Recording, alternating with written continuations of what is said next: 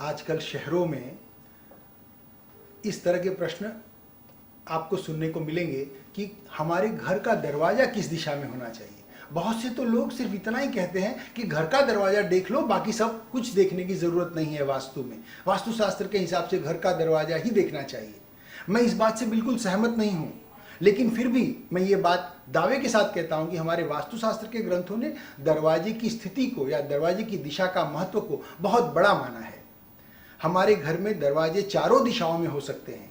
हमारे ग्रंथ कहते हैं, 9 भागम गृहम कुर्यात्, 5 भाग तु दक्षिणे, 3 भागम उत्तरे कृत्वा शेष द्वार प्रकल्पयेत्। हमारे घर का दरवाजा जिस भी दिशा में आपको करना हो, उस दिशा की पूरी लंबाई को 9 भागों में बांटिए। 3 भाग को बाईं तरफ, 5 भाग को दाहिनी तरफ छोड़ दीजिए, और जो चौथा भाग पड़ता है उसमें आप दरवाजा बना सकते हैं, चाहे जिस दिशा में बनाएं।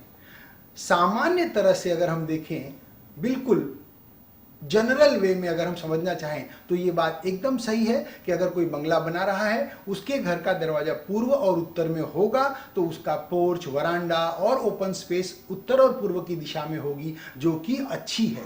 इसलिए साधारण दृष्टि से पूर्व और उत्तर में दरवाजे होने बहुत जरूरी हैं। लेकिन अगर आप कोई मेट्रो सिटीज में फ्लैट वगैरह ले रहे हैं तो ये बात ध्यान रखिए कि वहां पर जहां दरवाजा होता है वहां खुली जगह कम होती है। इसलिए खुली जगह के सिद्धांत को छोड़ना नहीं है, और यह ध्यान रखना है कि दरवाजा पूर्व और उत्तर की दिशा में, ईस्ट और नॉर्थ की दिशा में ही बेस्ट माना गया है।